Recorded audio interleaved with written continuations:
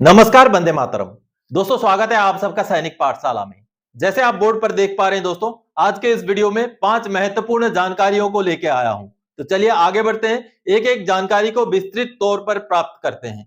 तो सबसे पहले दोस्तों, जैसे आप देख पा रहे हैं, पीएमओ यानी कि प्रधानमंत्री मंत्रालय का संसद में जवाब और कारगर तरीके से शिकायतों का करेंगे निवारण। जी हां दोस्तों, सीपी ग्राम्स में आप जो ग्रीवेंस डालते हैं, उसका बकायदा संसद में भी जिक्र होता है।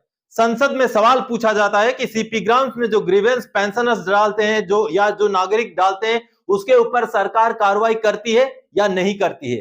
क्योंकि दोस्तों, जब भी कोई पेंशनर्स को प्रॉब्लम होता है, जब भी कोई पेंशनर्स का मुद्दा सॉल्व नहीं होता, तो मैं भी आपको हिदायत देता हूं कि आप सीपी ग्राम्स में ग्रीवेंस डालें। उसमें कैसे रजिस्ट्रेशन होता है, कैसे ग्रीवेंस डाला जाता है, उसके वीडियोस भी मैंने बाकायदा बना रखे हैं। तो इन सीपी ग्राम्स से जो ग्रीवेंस डालने के लिए मैं आपको इसीलिए कहता हूं दोस्तों कि सीपी ग्राम्स के ग्रीवेंस का बहुत महत्व होता है और संसद में भी सीपी ग्राम्स के ग्रीवेंस का जो है जिक्र होता है और संसद के अंदर सवाल पूछा गया कि सीपी ग्राम्स में जो ग्रीवेंस आए वो कितने आए और सरकार ने उनको संजीदा तरीके से डिपार्टमेंट्स को भेजा या नहीं भेजा, उसके बारे में सवाल किया गया और बाकायदा प्रधानमंत्री मंत्रालय की तरफ से उसका जवाब मिला है दोस्तों। तो चलिए इस सवाल जवाब को जो संसद में पूछा गया उसको देख लेते हैं। दोस्तों, ये सवाल जवाब का ब्यौरा है जो कि लोकसभा से निकल के आया है और 13 दिसंबर 2023 का ये सवाल जवाब का ब्यौरा है, जिसमें सीधे प्रधानमंत्री जी से सवाल किया गया है। जैसे आप देख पा रहे हैं, will the prime minister be pleased to state, क्या प्रधानमंत्री जी इसका ब्यौरा देंगे? Whether thousands of cases of public grievances received on centralized public grievance redressal and monitoring system CP Grams portal are pending and if so the reason therefore, या क्या प्रधानमंत्री जी ये बताने की कष्ट करेंगे कि क्या सीपी ग्राम्स में हजारों की संख्या में जो ग्रीवेंसेस पेंडिंग है, अगर हैं तो क्यों हैं, ये बताने की कष्ट करें। तो आगे फिर दूसरा जो सवाल है उसमें बताया जाता है, whether any concrete plan has been formulated by the government to ensure a speedy redressal of public grievances, if so the details thereof and if not the reason therefor, यानी कि क्या सरकार कोई ठोस कदम ऐसा उठाने जा रही है जिससे कि जल्द से जल्द जो शिकायतें हैं उनका निवारण हो सके। अगर ऐसा उठाने जा रही है कदम, तो क्या क्या ऐसे डिटेल्स हैं, क्या क्या ऐसे कदम है जो सरकार उठाने जा रही है, उसका ब्यौरा दिया जाए और अगर नहीं उठाने जा रही है तो क्यों नहीं उठाने जा रही है, उसका भी ब्यौरा दिया जाए। तो यहां पर देखिए दोस्तों, अब जवाब सरकार की तरफ से आया है, जो डिटेल्स में जवाब दिया है, जो डॉक्टर जितेंद्र सिंह जी हैं, जो प्रधानमंत्री मंत्रालय में जो राज्य मंत्री हैं, उन्होंने जवाब दिया है, जैसे आप देख पा रहे हैं। और इस जवाब में बकायदा ब्यौरा दिया गया है कि कितने ग्रीवेंस मिले हैं, कितने ग्रीवेंस का जो है निवारण किया गया है, सारा जो है यहाँ पर डिटेल्स दिया गया है। और आगे सरकार सीपी ग्राम्स को और भी कारगर बनाएगी, और भी आधुनिक तकनीक और भी आधुनिक तरीकों से जो पेंशनर या सिटीजन्स के जो ग्रीवेंस हैं उनको सही करने के लिए, उनको रिड्रेस करने के लिए, उनको समाधान करने के लिए सरकार कदम उठाने जा रही है। इसका पूरा ब्यौरा यहाँ दिया गया है, जिसको आप वीडियो को पॉज करके पढ़ सकते हैं दोस्तों, जो कि बेहद महत्वपूर्ण जानकारी है, क्योंकि पेंशनर्स के बहुत सारे ऐसे प्रॉब्लम्स होते हैं जो आप अगर सीपी ग्राम्स में डालें तो आपके उन प्रॉब्लम्स का, उन समस्याओं का समाधान हो सकता है। क्योंकि जो सीपी ग्राम्स है वो काफी महत्वपूर्ण एक प्लेटफॉर्म है और जिसके बारे में संसद में भी सवाल जवाब होता है। तो दोस्तों, आप सब ने देखा कि सीपी ग्राम्स के ग्रीवेंस का काफी महत्व है। तो आप भी जब कोई आपका पेंशन से जुड़ा हुआ समस्या समाधान ना हो तो सीपी ग्राम्स में ग्रीवेंस जरूर डालें। और कैसे डालना है, उसमें कैसे रजिस्ट्रेशन करना है, उसके लिए सैनिक पाठशाला के आप वीडियोस देख सकते हैं, जहां मैंने बकायदा स्टेप वाइज आपको समझाया है कि रजिस्ट्रेशन कैसे करें और ग्रीवेंस कैसे डालें। चलिए आगे बढ़ते अगली जानकारी की ओर। रक्षा मंत्रालय ने दी जानकारी, 50% डीए पर पूर्व सैनिकों और वीर नारियों के कुछ भत्ते 25% बढ़ जाएंगे। जी हां दोस्तों, रक्षा मंत्रालय में ने संसद में यह जानकारी दी है दोस्तों कि अगर 50% डीएडीआर हमारा हो जाता है जनवरी 2024 से, वैसे चांसेस हैं कि हमारा डीएडीआर 50% हो जाए, तो अगर ऐसा होता है तो 25% कुछ ऐसे अलाउंसेस हैं, जो कुछ ऐसी सुविधाएं हैं जिनमें बढ़ोतरी होगी। हालांकि ये सुविधाएं बहुत ज्यादा पेंशनर्स लेते नहीं, लेकिन फिर भी इन सुविधाओं में 25% की बढ़ोतरी हो जाएगी। चलिए उस सवाल जवाब को देख लेते हैं। दोस्तों, ये लोकसभा का सवाल जवाब का ब्यौरा है जो कि 8 दिसंबर का है, जैसे आप देख पा रहे हैं। कुछ पूर्व सैनिकों और विडो, जो हमारे विधवा पेंशनर है, उनके रिलेटेड जो सवाल पूछे गए थे कि उनको क्या वेलफेयर मिलता है, उनकी संख्या कितनी है, उन सारी चीजों के ऊपर जब सवाल किया गया था तो उस सवाल का जवाब देते हुए ये ब्यौरा जारी हुआ है दोस्तों। आप देखिए यहाँ पर आंसर दिया गया है, जवाब दिया गया है कि जो विडोज होती हैं, जो स्टेट वाइज उनका कितना स्ट्रेंथ है, उनको क्या क्या फैसिलिटीज दी जाती हैं, क्या क्या सुविधाएं दी जाती हैं, आप ये देख पा रहे हैं। ये जो संख्या है ये आप स्टेट वाइज यहाँ पर पूरा संख्या दिया गया है कि कितने विडोज हैं एयरफोर्स, नेवी, आर्मी के बकायदा। तो कुल मिलाकर के 6,98,252 जो है विडो पेंशनर्स हैं। और इसमें ये देखिए यहाँ पर क्या क्या उनको फैसिलिटीज है। एक्स ग्रासिया कितना है, 2 लाख, और ये बढ़ा करके जो है 8 लाख कर दिया गया। और लास्ट बढ़ोतरी कब हुई थी? 6 मई 2020 को। इसी तरीके से जो डिसेबल चिल्ड्रन के लिए जो राशि है वो 1,000 से बढ़ाकर 3,000 कर दी गई। ऑर्फन ग्रांट, मेडिकल ग्रांट, ये सारी चीजों में बढ़ोतरी हुई है। 30,000 से 50,000 हुआ है। और कुछ ग्रांट आप देख पा रहे हैं जैसे 7 नंबर, 8 नंबर और 9 नंबर में। अब इन ग्रांट्स को आप देखिए, cost of book and stationery, cost of uniform, clothing, ये जो ग्रांट्स हैं इसमें ये आगे जो ये ब्यौरा दिया गया है आप देखिए।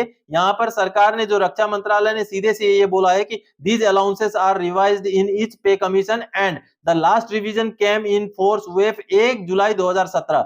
The allowances shall go up by 25% each time DA reaches 50%. यानी कि ये जो 3 अलाउंसेस हैं ये 50% जैसे ही डीए हमारा बढ़ जाएगा या डीआर हमारा बढ़ जाएगा तो उसमें 25% की बढ़ोतरी। तो दोस्तों आप सबने देखा कि कुछ मिनिमम ऐसे सुविधाएं, ऐसे अलाउंसेस हैं जिनकी बढ़ोतरी 50% डीए होने पर हो जाएगी, जो पूर्व सैनिक और वीर नारियों से जुड़े हुए अलाउंसेस हैं। तो चलिए आगे बढ़ते हैं अगली जानकारी की ओर। क्या आपका दिसंबर का पेंशन रुक सकता है? जी हां, आज भी कई सारे पेंशनर्स हैं जिनका जीवन प्रमाण पत्र सही सबमिट नहीं हुआ है। तो ऐसे में क्या आपको दिसंबर का जो पेंशन मिलना है वो समय से मिल पाएगा?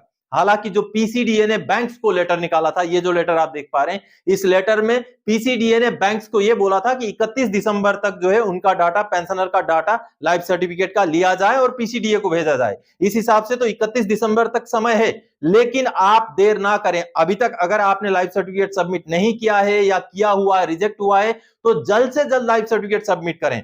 अभी भी अगर आप पर्स के अंदर लाइफ सर्टिफिकेट सबमिट कर देते हैं दोस्तों, तो अगला पेंशन आपका नहीं रुकेगा, बगैर रुकावट के आपका पेंशन जारी हो जाएगा। लेकिन अगर आप डिले करते हैं तो आपको तुरंत ही दिसंबर 15 से पहले आपका लाइफ सर्टिफिकेट सबमिट कर देना चाहिए, ताकि आपका दिसंबर का पेंशन में कोई रुकावट ना आए। चलिए अगली जानकारी की ओर आगे बढ़ते हैं। 1 फरवरी के बजट में सरकार पेंशनर्स को दे सकती है बड़ी सौगात।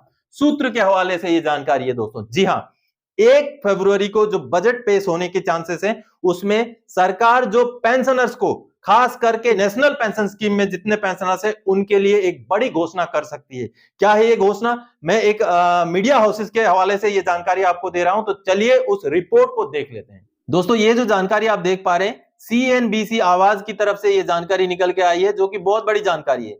पेंशन से जुड़ी बड़ी खबर करोड़ों पेंशन धारकों के लिए आ चुका है नया अपडेट, तुरंत जानिए। अब आगे जो अपडेट है वो बेहद महत्वपूर्ण अपडेट है। आपको मैं दिखाता हूं कि क्या है इसमें पेंशन की खबर है। ये देखिए आगे, ये देखिए, देश भर में करोड़ों पेंशन धारकों से जुड़ी एक बड़ी खबर आ रही है। न्यू पेंशन सिस्टम में बदलाव को लेकर बड़ा ऐलान हो सकता है। यह ऐलान 1 फरवरी को पेश होने वाले अंतरिम बजट में हो सकता है।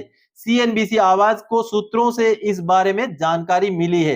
आगे जो चीजें हैं ये देखिए दोस्तों, यहां पर जो सूत्रों का कहना है कि पेंशन सिस्टम की समीक्षा को लेकर गठित कमेटी के सरकार पर बिना कोई बोझ डाले कर्मचारी को रिटायरमेंट पर मिलने वाले आखिरी वेतन के लगभग 45 से 50% तक पेंशन देने की सिफारिश कर सकती है। आप सबको पता है कि एक कमेटी बैठी हुई है जो कि वित्त सचिव के अंडर में, वित्त सचिव की अध्यक्षता में एक कमेटी बैठी हुई है। उस कमेटी का रिकमेंडेशन ये हो सकता है कि 45 से 50% तक जो उनका पेमेंट का पेंशन जो है निर्धारण किया जाए। ये एक बड़ी जानकारी निकल के आई है। अगर सरकार ऐसा करती है तो जो एनपीएस धारक है उनके लिए ये एक बड़ी खबर हो सकती है। चलिए आगे बढ़ते हैं अगली जानकारी। 7 सीपीसी और ओआरओपी 1, ओआरओपी 2 में सबसे बड़ा घाटा किनको हुआ है, किसको हुआ है? दोस्तों एक कैटेगरी के पेंशनर्स है जिसके बारे में अमूमन कोई भी जिक्र नहीं करता, और ये है वार इंजरी वाले जो पेंशनर्स हैं।